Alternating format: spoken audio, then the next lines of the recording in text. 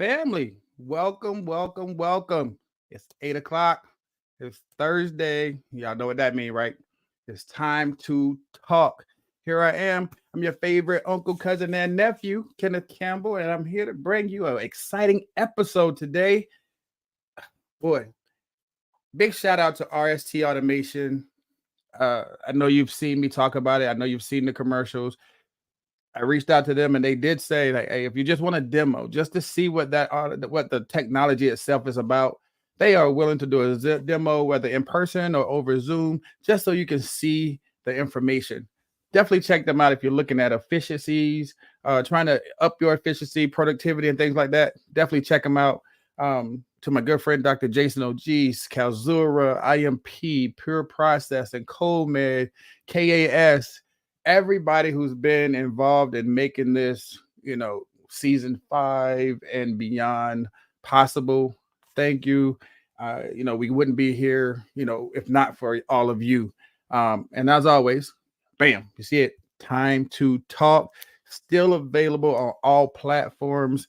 Definitely check that out. I know I dropped the bomb on everybody last week that book number 2 is on the way.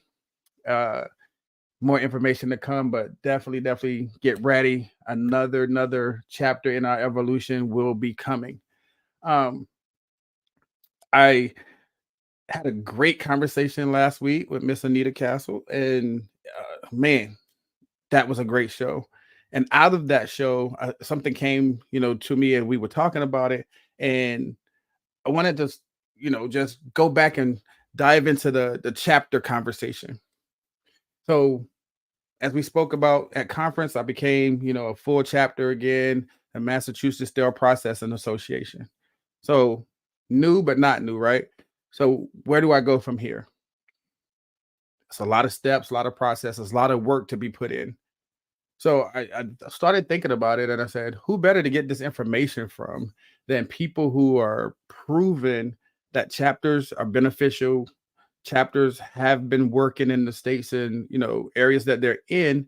So I reached out to my few of my favorite people, and I just wanted to bring them so they could talk about their processes, what their steps were, how do we get to be award-winning chapters, right? And it just dawned on me that, hey, one of these people is here for the first time, so therefore we got to show her that time to talk welcome, right? So I reached out to Miss Lori German and our old friend of the family, Miss Arlene Bush, so they could come and explain to you how they got their chapters in these positions to be award winning. So with that, please welcome Miss Lori German and Miss Arlene Bush to the platform today. Hello, family. How are y'all? Good. Thanks for having me. Yes, thank you, Kenneth, for having me. I'm gonna say this correctly. President of the Central Indiana chapter, Miss Lori German, and none other than I would be remiss if I didn't say the whole thing for the people that are out there. HSPA President-elect Miss Arlene Bush is here with us tonight. But we're gonna set the title down because Miss Arlene's here for Arlene tonight. So we're not gonna be. I just wanted to make sure I show my proper respect and appreciate you. But today we're talking to Arlene Bush, member of the Fire chapter, and we have Lori, who is the president of her chapter. Lori, since it's your first time here, I'll let you go first. Could you introduce yourself to the family that don't know you? Yes. I know it's hard. I know it's hard to say that, but I just want to make sure we're fair to everybody. Yeah. Well, hello. My name is Lori German, and I am the CS Quality Education Coordinator at my facility. I work at IU Health North Hospital in Indianapolis, Indiana, and I am the current president, chapter rep of the award-winning, as Kenneth says, HSPA Medium Chapter of the Year. And I've been doing this sterile processing thing for 39 years. And I started as a baby. I really did. But I happened across it by accident. I had no idea what sterile processing did. I scare people that I educate with horror stories of how it used to be, Right. things that we used to do. We thought we were like, vendor pans and all that were like minimal back then, and now it's like outrageous. So anyway, just I've been around long enough to know a lot, but also know that there's much, much more to learn. And I'm real passionate about education, and just providing opportunities for the people in our region, and just all over the state, because right now we're the only chapter in the state. And we want to provide opportunities for education, collaboration, support, all of that. And so that's what I do. All right, thank you. And Arlene, I know everybody knows who you are, but from the fire perspective, can you introduce yourself to the family? Certainly. So my name's Arlene Bush. I'm the communications director for the Florida Fire chapter. But I am not alone on that chapter. We have a wonderful board of 6 other gentlemen who sit on the board with me, who make it all happen at the Florida Fire chapter. That's Sam Brown, Brian Reynolds, James Jones, Freddie Gonzalez, Reggie Bailey, and Jason Williams. All of us together really kind of put the chapter together. We make sure it runs. We put on meetings. A lot of us are active on podcasts. You see us at conference. But we really all enjoy putting on education days. So we're drawn to our chapter. And which chapter did y'all win again? I just want to make sure people are clear about this. We are large chapter of the year. Okay. Once again. I got the medium chapter of the year. I got the large chapter of the year. So this is going to be a great conversation for the family. So as I was saying, when I did my introduction, there were chapters that were, introduced and voted full chapters.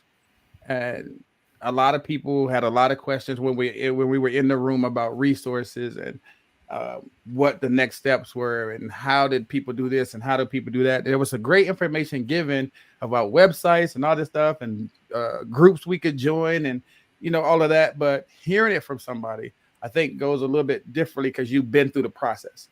I can read about it, but now I'm hearing you say, no, wait, that is true. But so I wanted to talk to y'all about some of that. First things first. How exciting is it to have 9 new chapters? Oh man, we just saying something. We're growing, right? And people don't really know what that means for the association when we say new chapters. And like Lori was saying, like in her area, she's the only one. But now, like just for me, I have Connecticut right beside me, mine, Northern New England, where we can collaborate. But when you're the only one, that makes it a little bit different, right? So Florida, like the fire chapter, it was the same way. We were the only one for a while, and now we have another one kind of in Northern Florida, which is nice, honestly. So we can kind of collaborate together. So for people out there that's listening, how do members actually get involved with the chapter? What does that mean? Go ahead, Lori. That's a great question. So the HSPA website has a great resource capability. I just have to say, just a little sidebar, it is nice going to the website and clicking on the map and seeing that there's like only a few states left that don't have chapters. That's right. When you talk about adding 9 chapters, that's like really, really amazing. And that's what I was alluding to. And that's what I was alluding to, like with the growth that from people like y'all who inspire other people. And then as y'all talk about the education and talk about the conferences and talk about the vendors and stuff helping, people are now getting more involved. Like, hey, we want to do that. But what are those steps? Now we got the chapters there. How do we get the people there? So what does that's what I'm getting at. How does a person that's a member of HSPA go about finding their chapter, or if they want to open their own chapter? What does those steps look like? It's not easy. It's not. It's not easy. People think it's very easy to start a chapter, and that it's not easy at first.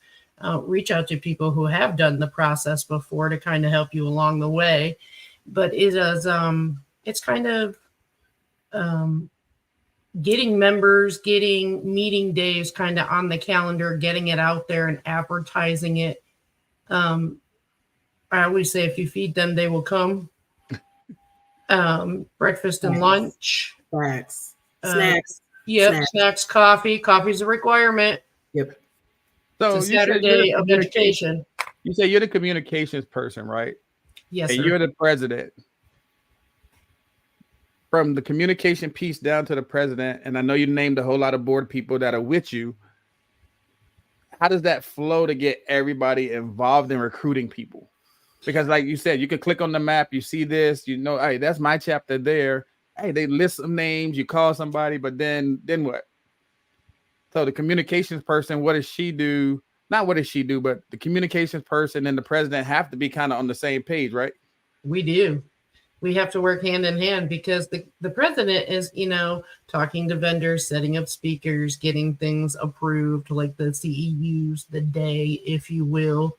Why the communications director is doing the save the date, the vendor flyers, the sending out mass emails, the social media posts, the making sure people have paid, the running an attendee list, things like that. So everybody on our chapter has a different position, and we all do our positions very well. I mean, we're probably 12 years into it. I think Brian's a little bit longer, but I'm 12 years into the chapter. So, I've been doing it for a minute, so I think it's like old hat now. Hey, Lori, same thing for you from a perspective of, the advertising, the getting people there. From a president's perspective, how much pressure is that to try to get those bodies in the room? It's a tremendous amount of pressure. You hope that people get the communication, because, face it, a lot of our technicians don't sit at a desk, so they don't always email is not it's one avenue, but right. It's not probably the best. So it's up to us to make sure that we get postings out there, using the social media. I'm trying to get better at that with our chapter, just a work in progress. But, getting it out there where people can see it. Just like LinkedIn, a lot of people, I've been trying to encourage people and encourage myself to really start paying attention and getting on LinkedIn, to stay up and current. It's the visibility part, right? It is. Because like I said, they're not sitting at desks every day. So, and I know I've gone days without checking an email. So if they don't get the email, I know LinkedIn is the new communication. Right. So having that kind of social media presence, right. As Arlene said, you got to have the save the dates and put them in these places where these new age techs, I call them, will probably look, because that's where we're trying to reach is right. Those newer techs, bringing those people in. I'm going to tell you somebody who gets it right, and that's Scrub Ball. Let me just tell you, the people from, I know we're not talking about Scrub Ball right now, but shout out to Scrub Ball, because they're Scrub Ball is coming up, when it's coming, the guests, all of that. They really have that together, and it takes that, because people need to be able to, if it requires time off, they need the opportunity to take that time off, arrange to be able to travel or whatever. It's just like anything else. We want to give them that respect. Since you brought it up, June 20th to June 22nd, please be there in the room. I will be in the room. Time to talk is invading Texas. Let's do it. Don't forget to come and say hi if you see me. Scrub Ball is going down. Yes, if you don't have your tickets, it's still tickets available. Registration is still open. Let's make sure that you're in the room when that happens. you always got to give them a shout out when you get a chance. So definitely hats off to Scrub Ball. And you're right. You see the advertisements, you see the advertisements, you see the LinkedIn presence, you see everything. So yes, keeping people engaged, and that is that number one, as Arlene was talking about, getting the word out. That's step one. Yeah. And how do we get the people there? Yeah. Our vendors too. We can use our vendors to send the flyer to their accounts. Absolutely. Okay. That's another way to get it out there. If you're not social media people or email people, use your vendors that you use in your chapter to send it out to the accounts they have. I was going to bring that up later, but how does that even work? How does the chapter help with those vendor relationships? How are they building those relationships? Well, go ahead. I was just going to say, it's a partnership, and this is the time where it's just like at main conference. This is the time when we can allot for the vendors to really spend time with people and get in front of them with their product, because it's hard for them to get into these facilities, y'all.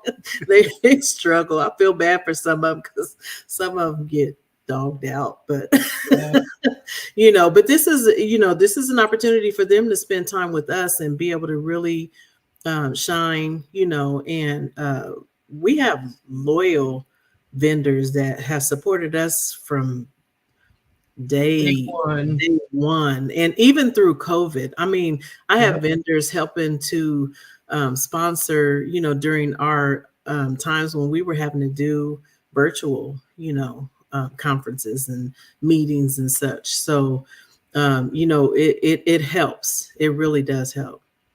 Okay, and just in that, so I know the vendors come, they set up their tables, some of them speak and things like that. So fostering those relationships. And if you're not using your local vendors, where do you get other vendors from?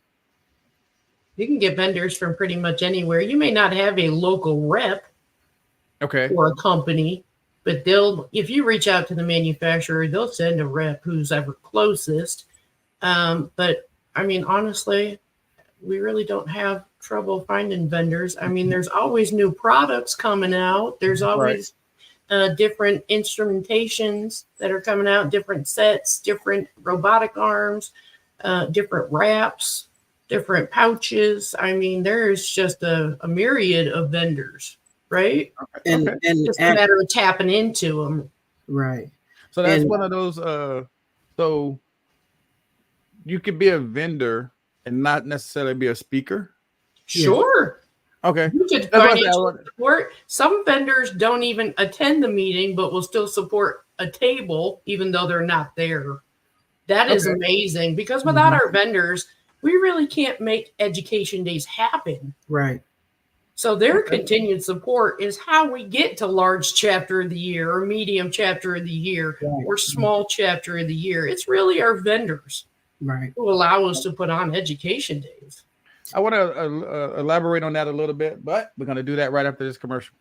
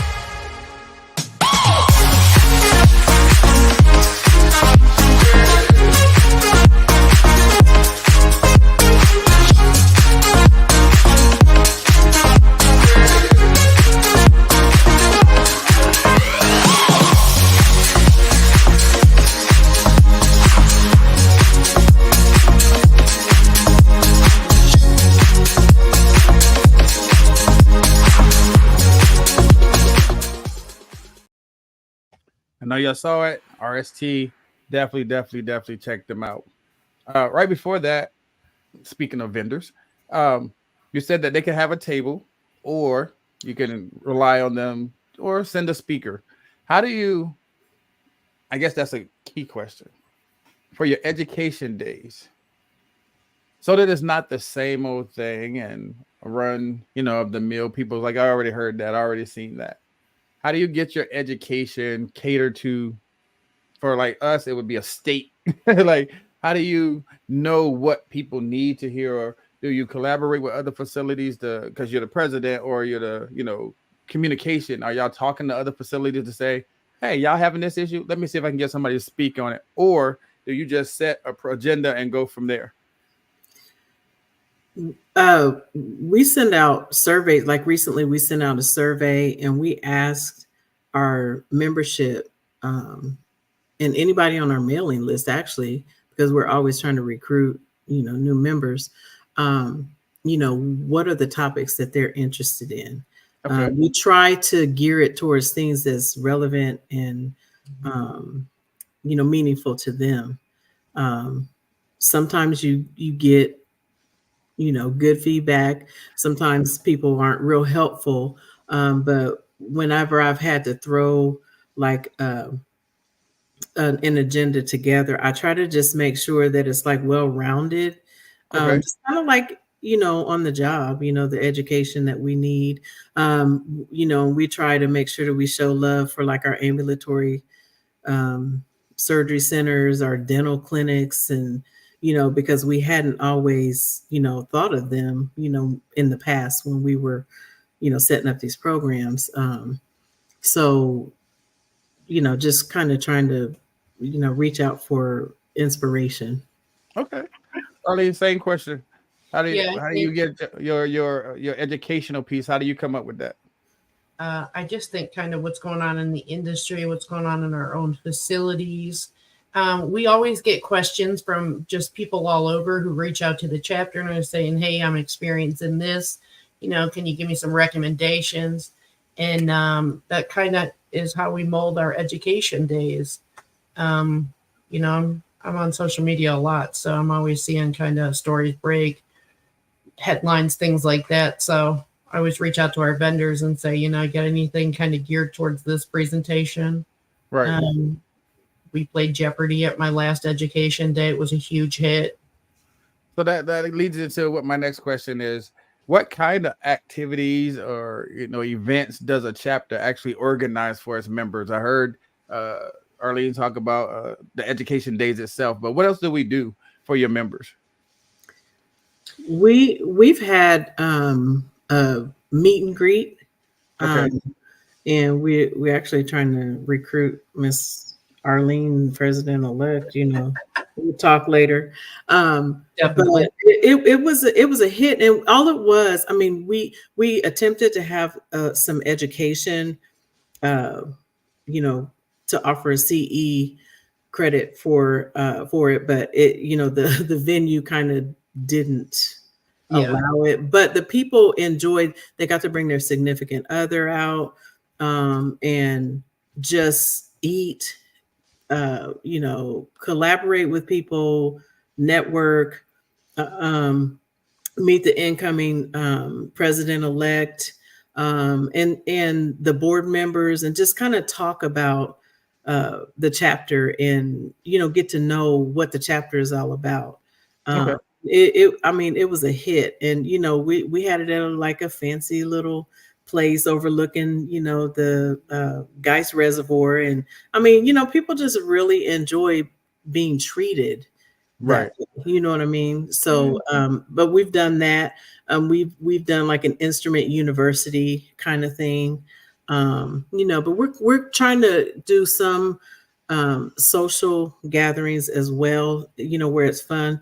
I kind of want to, copy off of some other people that I know that have done like family fun days and that kind of thing. I never thought about doing stuff like that until I started talking to other people, about what they do.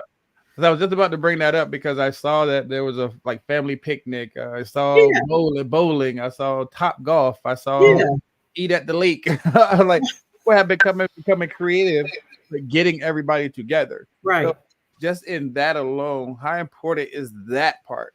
The fellowship, the teamwork, the team building, and you're bringing everybody together, not just your facility. How important is that to making a chapter be successful?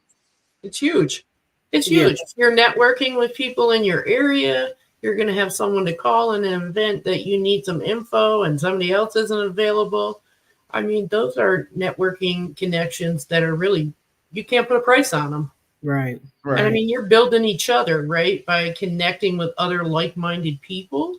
It's really a win-win situation just by attending, by what the knowledge you'll drop from other people. And other people have said this since conference. A lot of people learned more from the conversations in the hallways than they did from the conference rooms. I've heard that said. I've heard that said a couple of times. And it's again, bring in, with the worldwide. You bring in everybody from everywhere, and you're learning a little bit of something from each individual that you talk to. Because let's get it. Let's just say it plain. We know what it says in black and white, right? But what you're doing sometimes isn't the same. So when y'all talking processes, and I think that's what people don't really understand. Like when we're out in those hallways and people are talking, a lot of people are asking like, hey, I've been having this issue. What do you think? And then you get those, like say, impactful conversations. UCDI says, because your members are people and fellowship is super impactful. President Biden showed me that in Margaritaville. That was another one. I know they went to Margaritaville. They had an outing out there. So you have all these different ways. They had beanbag races. You can't beat a big good beanbag race. You see what I'm saying? Like just doing stuff like that to let people know that, hey, we're human too. When we're at work, we have to be a certain way. But yeah, so I think that you're right. I think both of those are really good. Just from the impact level of that fellowship. I think that's where people tend to not see that portion. So that was going to be my next question. For the person that's still skeptical, how does participating in this chapter actually benefit them? I think in a lot of ways, just being associated with the chapter, again, you get to find people who are like-minded like you. I can't say I've never walked away from an education day and didn't learn at least 10 things. Okay. But just, the camaraderie of it all. And that really is what feeds my spark, right? Is going to education days and seeing the other people in our industry are doing the same thing I'm doing every day, giving everything they got. All right. I know it opens up your world and helps you know that you're not the only one that's experiencing the frustrations or the struggle of the industry, or even, the things that we celebrate as well. It's not always negative. But my whole world opened up when I went to conference, for one. And it is a funny story. I went to my very first conference back in 2008. And that's where I met my chapter. I didn't even realize there was a chapter before I went to the then Isham conference. But I've seen people like me, just doing what we do. You think you're just on this small island. I was working at a smaller hospital at the time too. And, with limited resources and not very many people who knew much about sterile processing. This is all this wealth of knowledge of people that, I got people's phone numbers, their email addresses, and, then I can reach out and call them and say, hey, you know what? We ought to ETO tape, because everybody don't use ETO anymore. Do y'all have some ETO tape? We can get it back to you, but we can't find it anywhere, and there it is, I got you, or, how do you handle this type of situation? Or what do we do in this type of situation? So, but being a part of the chapter, you get to come together and have, that education that it's really hard to get education during in-servicing on the job, because you hit the floor running as soon as you get there. And your day is hijacked all the time. You are. Plus, some staff don't want to ask questions in the middle of an in-service, right? They don't want to ask a question in front of their coworkers, so they won't ask, and they'll go 2 months without getting the answer they really, really are looking for. Right. Now, you said something there that was very important. these little facilities or these ancillary places who don't know about conference. And I know that comes from the communication piece. And as a president, how are we trying to reach those individuals? Because like you said, until you went somewhere else, you didn't know this was available to you. And I'm pretty sure there's still some places out there like that. How are we trying to reach those people? And I know that Damien and his team do a good job of trying to promote the chapters and stuff like that. But for us at the lower level, you know, the presidents of the chapters and communication people in the chapter, you can't reach everybody. But how are we trying to make sure that we're saturating our areas enough that it may trickle down to one of those little facilities? So I don't know if you guys, a lot of people don't know this, but the Florida chapter covered Alabama for some time. Really? Because there was no chapter in Alabama. So we offered education in Alabama for probably the last 6 or 7 years. And now Alabama was one of the 9 that was voted in. Yes. So that's nice. We always collaborated too with Georgia for Mayfair when they had that. And we're hoping to collaborate with Georgia now that they're starting a new chapter as well. Yeah, I mean, I think it's just important that when we're talking about, you know, collaboration, and as Lori mentioned, like, you know, one of those little facilities, and you know, they probably have never been to a conference, have never, you know, I hard as it is to believe, I know that there are people out there who say they've never heard of HSPA. So how does that affect you in those spaces when, you know, you get that type of person that comes, hey, you get that inquiry that says, y'all a chapter? What do I got to do? Like that just changes the dynamic, because you know that there's people that haven't heard of you. You know what? We were all that person once. That is true. We were all that person once. We went to something, a conference of this, of that. Somebody said, hey, come over here. And we went willingly. And it was the best thing we ever did. Yeah. Full transparency. We're trying to get better at that, because what I found to try to be helpful is reaching out to leaders at other facilities. Yes. And, you know, just kind of trying to have conversations that way.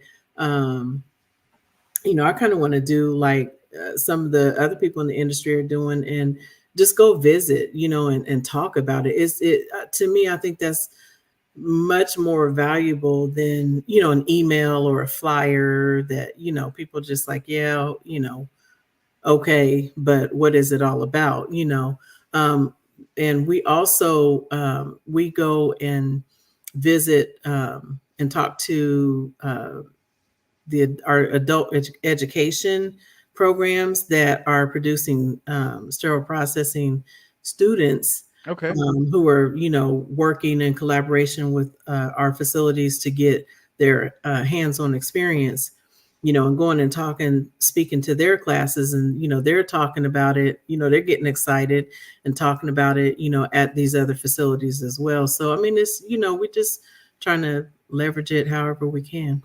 So getting the word out, regardless of how you get it out, is part of that important step. You got to, you know, word of mouth, vendors, social media, websites, newsletters, everything you can do to just try to make sure that gets somebody hand, because undoubtedly somebody will be reading or see something and somebody be like, what's that?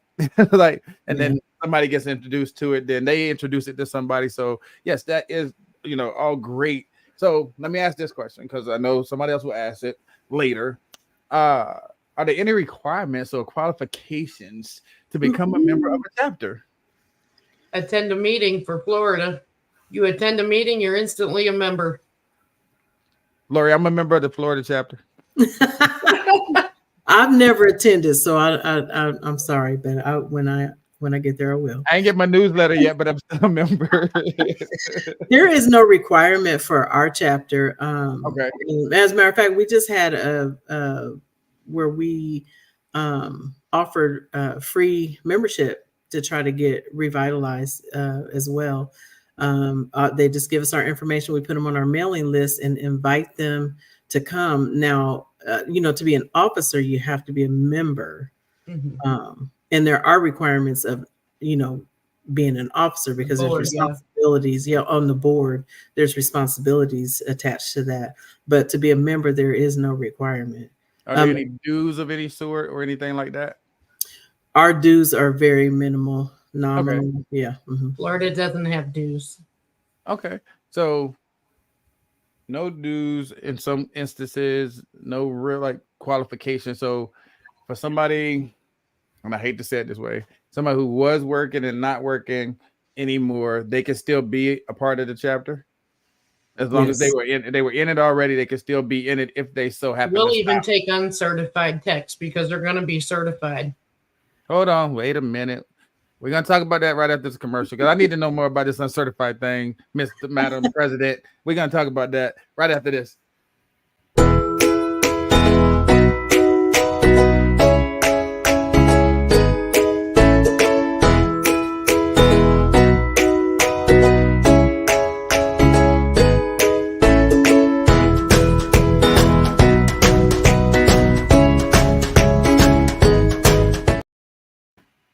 Scrub-Ball is all about celebrating healthcare.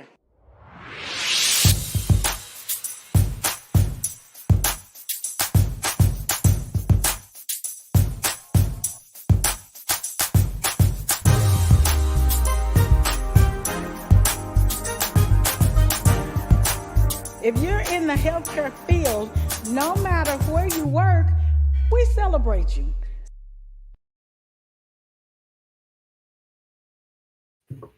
I know y'all saw it. We just talked about it. Scrub-Ball time is upon us. It is coming.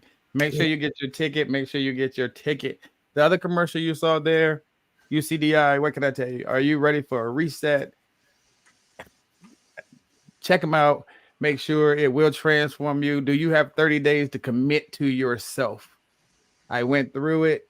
It is a rough 30 days when you have to look at yourself internally, but you can do it, and it will make you, realize a lot about yourself and, have you think about things differently. So definitely check those out. Right before we went on that break, Arlene said we can even accept the people that are not certified because they will be certified. So are you saying that if they want to attend an education day, we certainly will allow uncertified technicians to attend education days? Because they can still use the CEUs too, correct? When they become certified? No. What? No. You have I just want to clear that up for people because I know. No, you have to be certified to use the CEUs. Right. People, I know people. Hey, look, that is one of the most important pieces of paper at the end of a chapter meeting. I need that for my CEUs. Can you go ahead and make sure that we're going paperless? We don't get certificates at the end anymore. Hey, people still want to get, ma'am. But we're just doing sign-in sheets. We send them to HSPA, and they drop the CEUs into your account. So there's no paper. It's digital. We're moving into a digital world. Okay. And it's cheaper for the chapter, so they don't have to print certificates or anything like that. It's just easier to send an attendee sheet to HSPA for your education day. Now, I heard y'all both mention board and officers and things like that.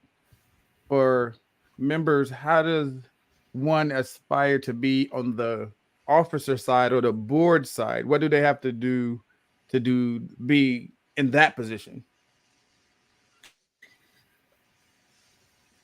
So we were appointed by our membership of the chapter to the board early on. Lori is maybe different because you have multiple elections, Lori. Yeah, we have elections. But there are requirements, and people. It's just like our jobs in our professional career.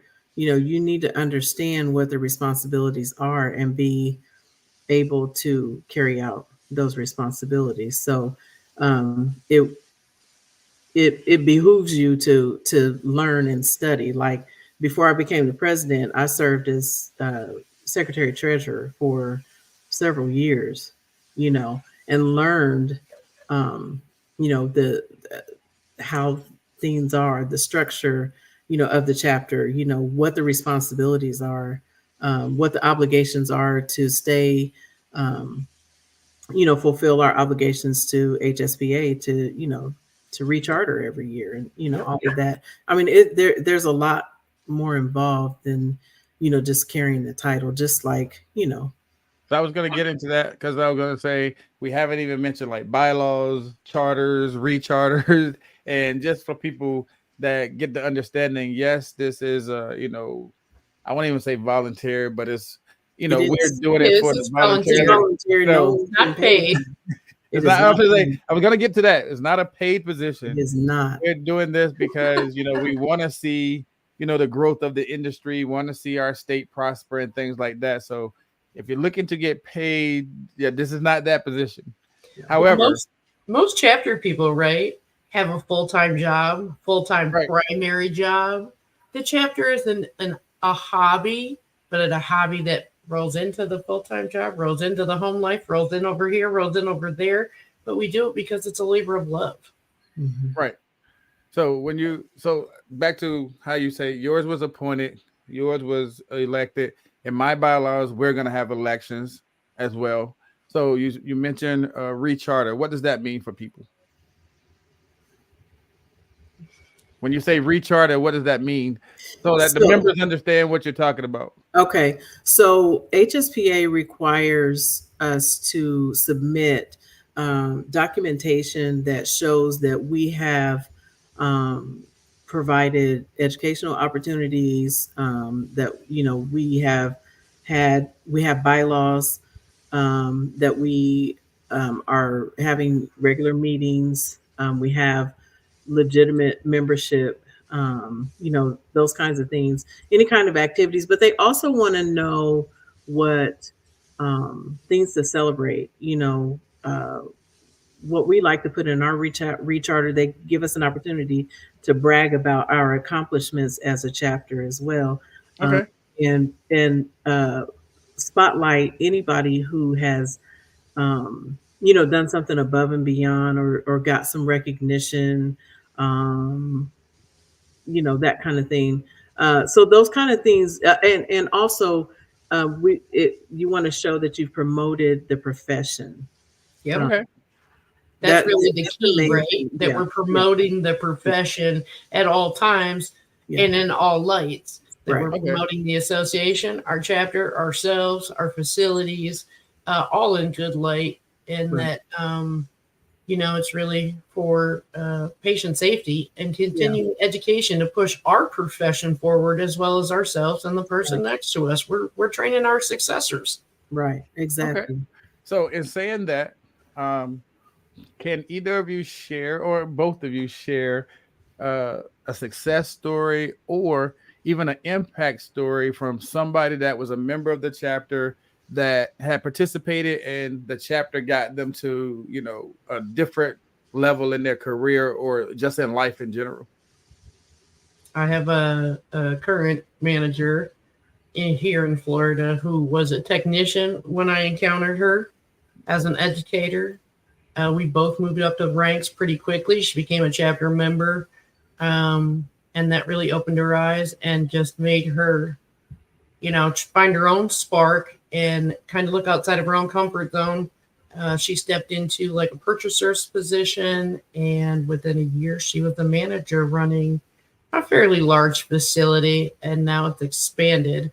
So that's my success story. She came to me as a technician, said, I want to get another certification, and she surpassed me and became a manager. That's saying something.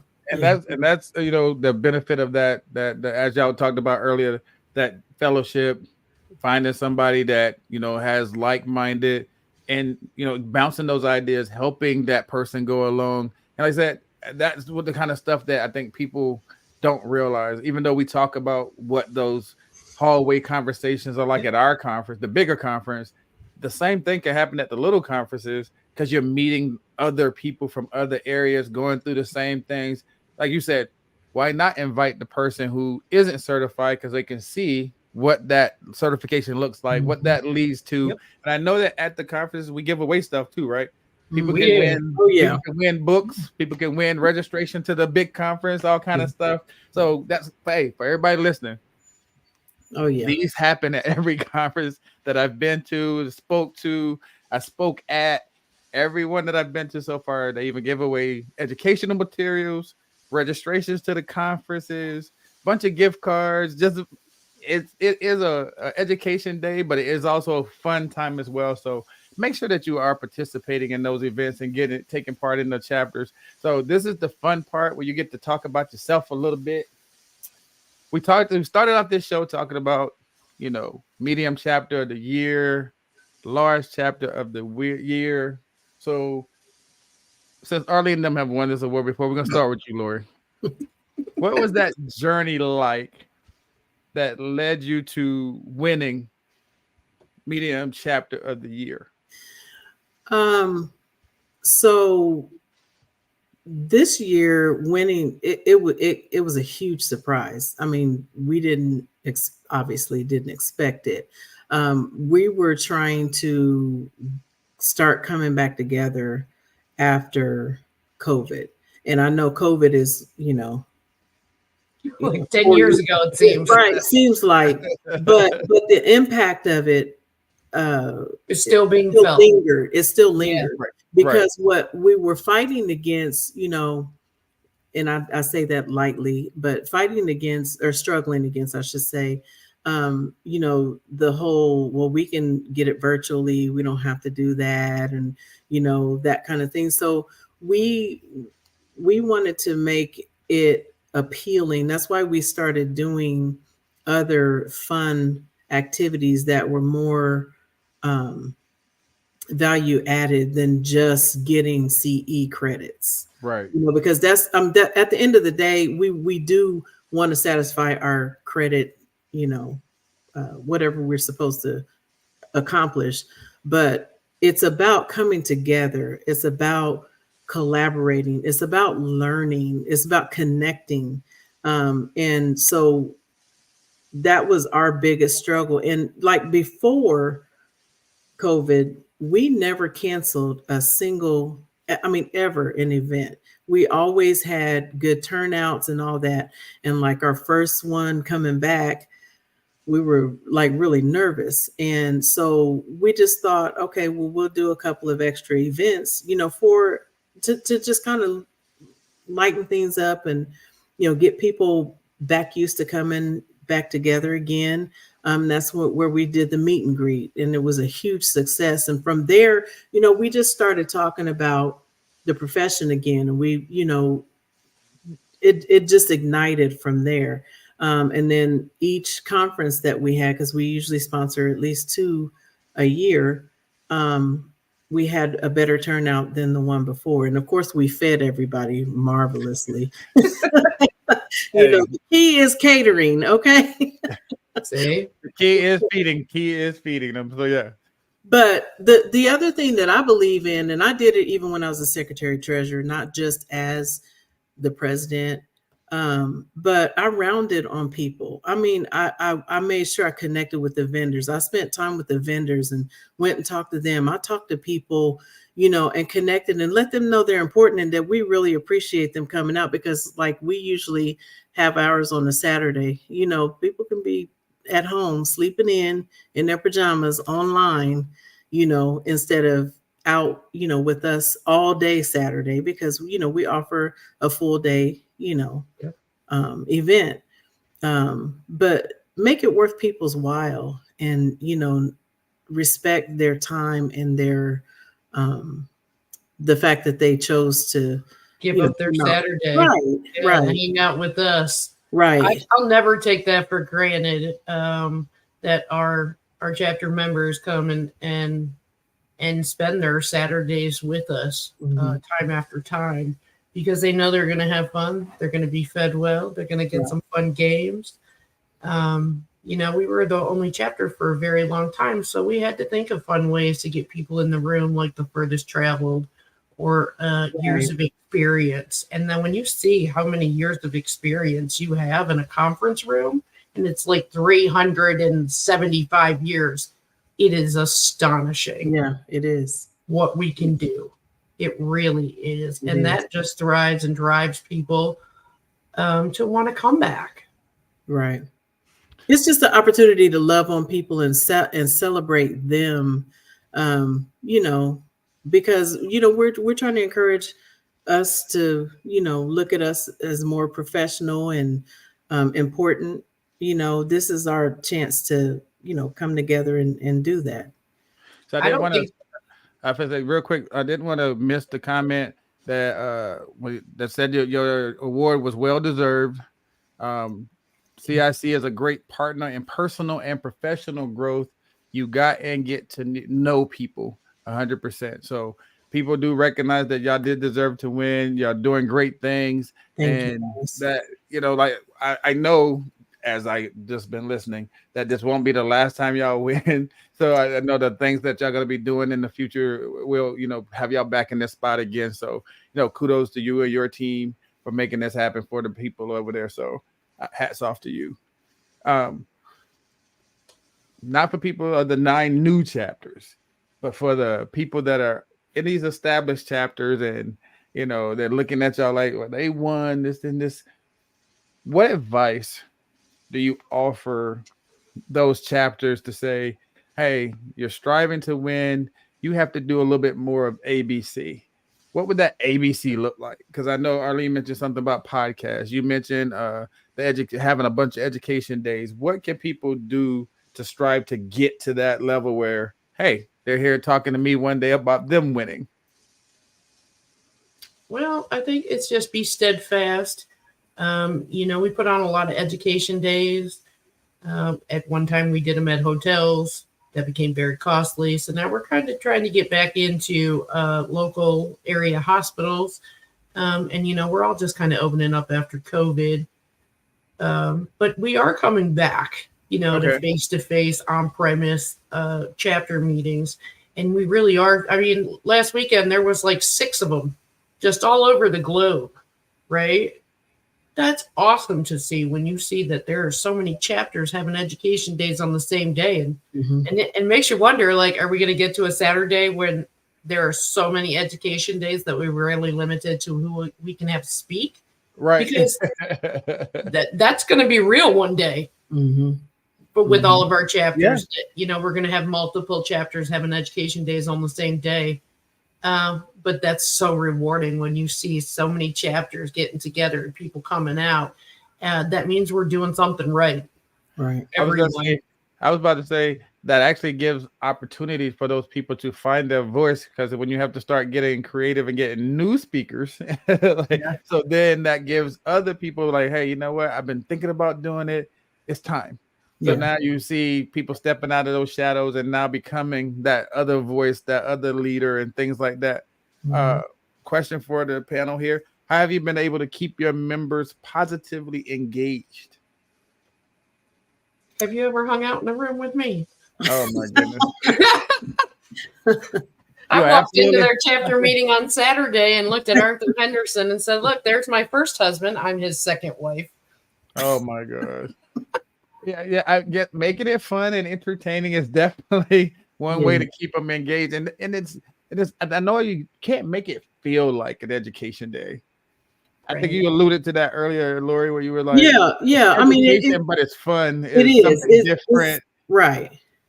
It's got to be enjoyable, and it's got to be something that gives them a break from the high pace, the fast pace at work, but yet give them the time to just kind of decompress a little bit and take it in, and really feel like they're investing in themselves. Because caregivers, often we care more and do more for others than we do for ourselves, and this is their time, and that's what I try to do. I try to love all over everybody and just let them know, we're pouring into you today. This is for you. Yeah, it's hard to pour from a cup when there isn't anything to pour out. Because you're pouring into so many other people. Sometimes you have to go and get rejuvenated and have your cup refilled by attending an education day or just being around like-minded people.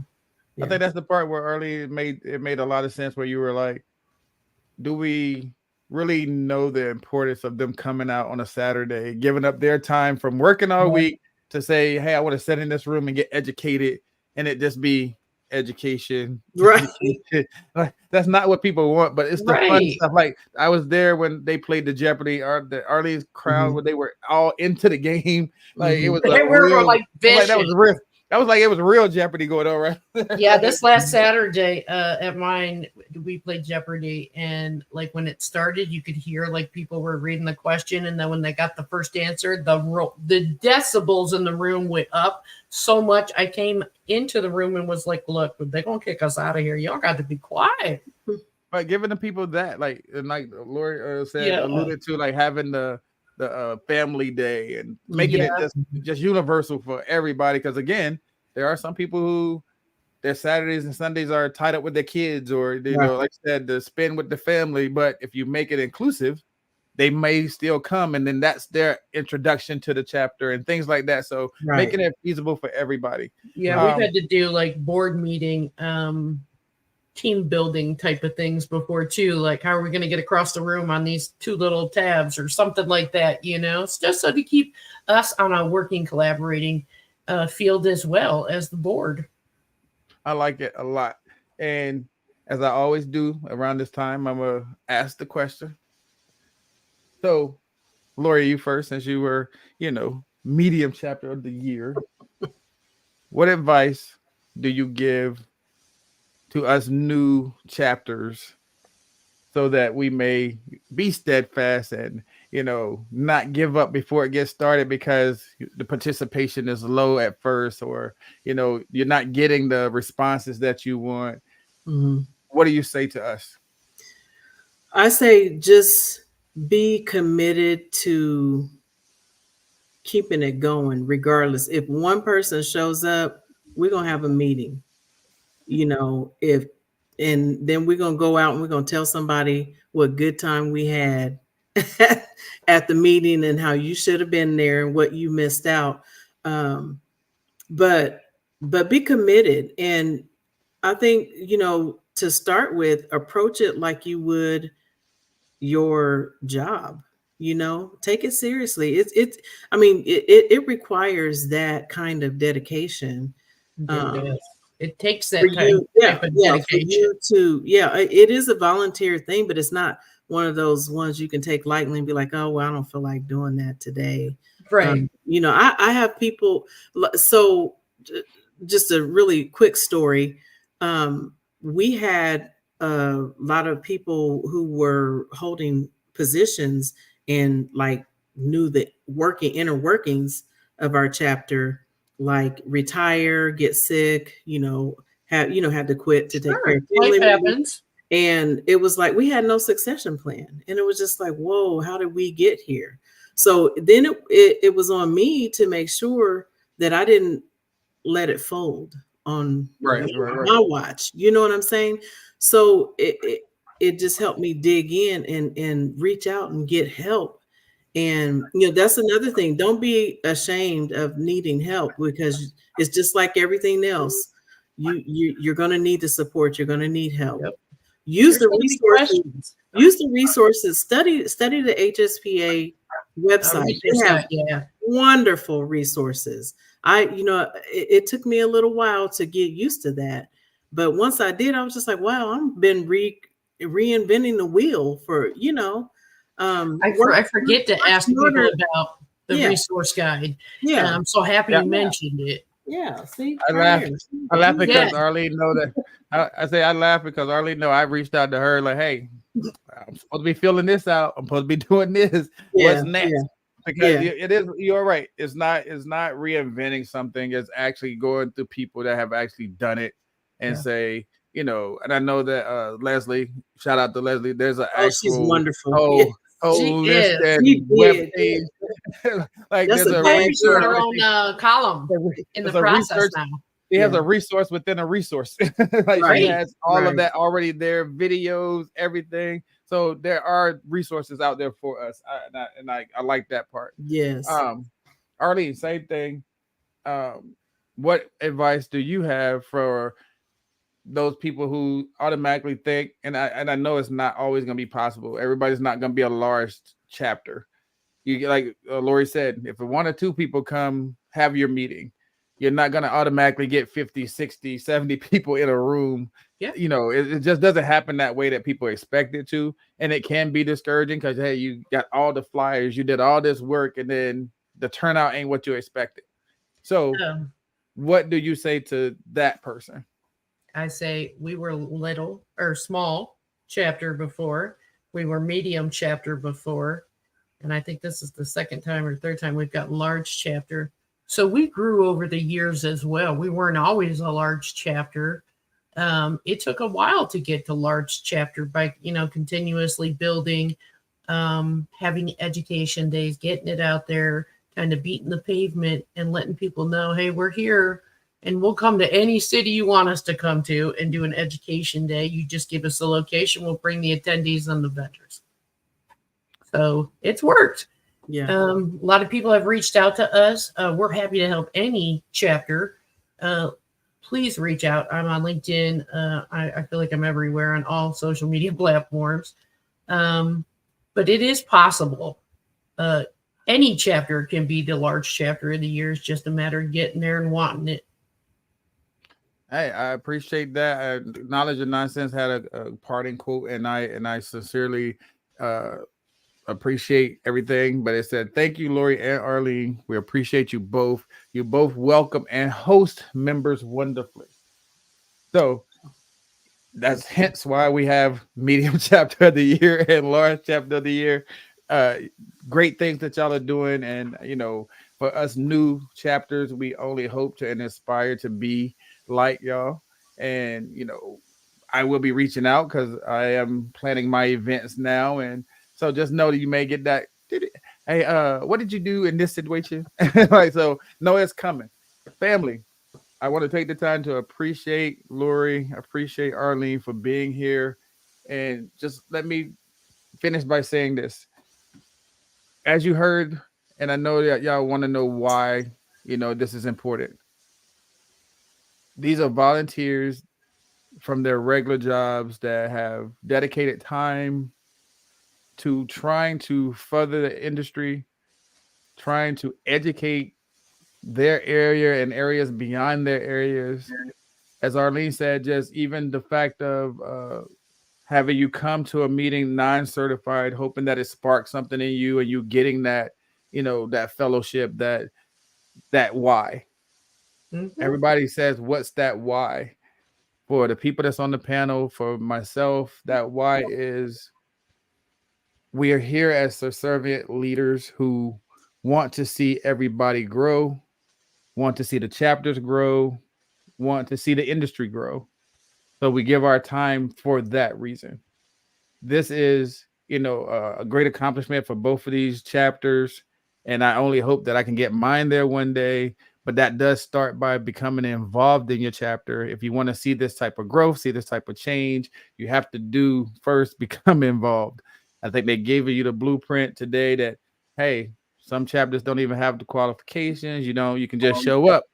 Some chapters have, where they have dues and stuff like that. Excuse me, that might be me. Some chapters have. Now I can't hear you. Can you hear me? Yep.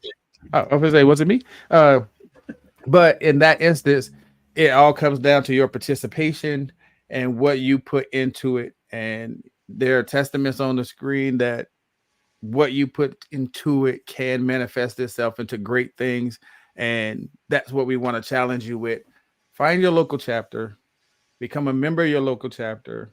And if you don't have a chapter and you have the wherewithal in yourself that you want to start one, there are ways to do that too.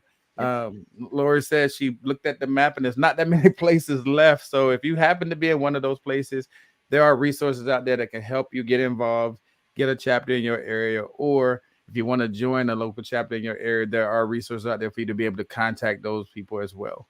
And hey, that's why we brought this to you today, because we are part of that change and we want to see it keep going. Arlene, Lori, I appreciate you both. I do thank you so much for educating the people and letting them know that it's not as scary as it seems. These are good times. Like education days don't have to be the boring, I can sit in a room for 4 hours, 5 hours. It doesn't have to be that. It can be fun. It can be entertaining. It can be family oriented. Whatever we want it to be, we can make it be. Yeah. And again, I appreciate both of you coming and sharing with the family these, gems, because we got a lot today. We do got a lot. So I'm gonna have her put back on her, president-elect hat now. You can put it back on now, Madam President. You got to flip my hair to the other side or something. Oh my goodness gracious. Family, it's been a time to talk. We were here, we came, we saw, we conquered the chapters. It's all about the chapters. Make sure you reach out, make sure you find them on LinkedIn. They are your resources. That she is our president-elect. We are here. Thank you so much, both of you, and I appreciate you. Family, until next time, same time next week, let's talk about it. Thank y'all. Thank you.